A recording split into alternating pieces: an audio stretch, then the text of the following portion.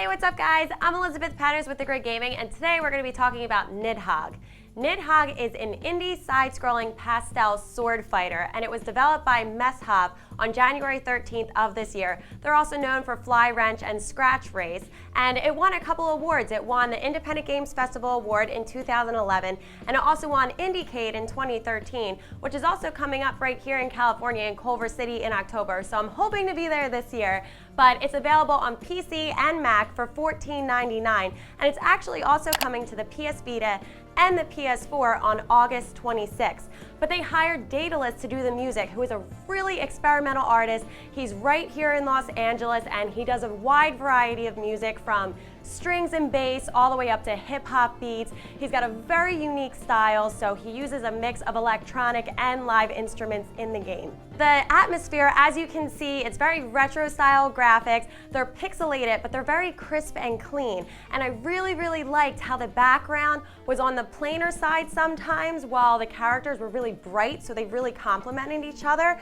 But then sometimes, like the last level in the castle, there's all this red lava coming up, and it can be like really distracting, but that's how it should be. It should be more challenging by the end of that section of the level. But speaking of that, the castle, there's 4 different zones that you can play in. You have the castle, the clouds, the wilds or the forest, and the mines. And it's like fencing, so you can use your sword on 3 different levels. You can do low, medium, or high. You can disarm your other opponent, or you can do dive kicks. You can crawl down a little ball and do little spin kicks.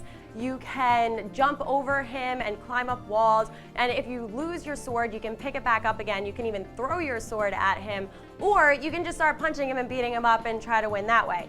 But the whole goal is just to get to the door at the end of that section and make it through each section until you beat that zone. But you need to make sure that you kill your guy first. If your guy kills you, you need to go back and kill him before going through the door.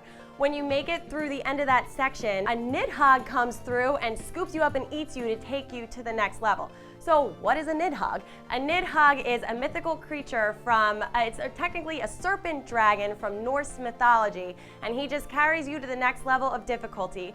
So you can play in single player, multiplayer, or tournament. In single player, at the end, it shows you how many characters you're gonna play up against. So there's 17 characters, and they get harder each time. So it'll show you when you're up to the end, sometimes like it's flashing because those are like the really hard characters. But also behind that area, there's a map which shows you which zone you're going to next.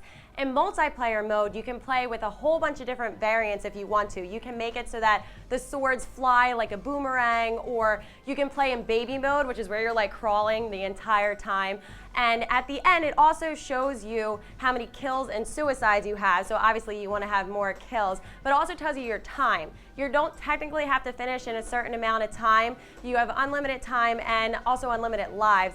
But there are world records. Right now, Chips has 658. Okay, the first time I played, I won the first 4 levels in 658. So kudos to Chips, that is hard to do. But I absolutely love this game. I had so much fun playing it. I'm definitely going back to it. But let me know what you guys think. Tweet me at GridElizabeth. And again, I'm Elizabeth Patters with The Great Gaming. I'll see you guys later.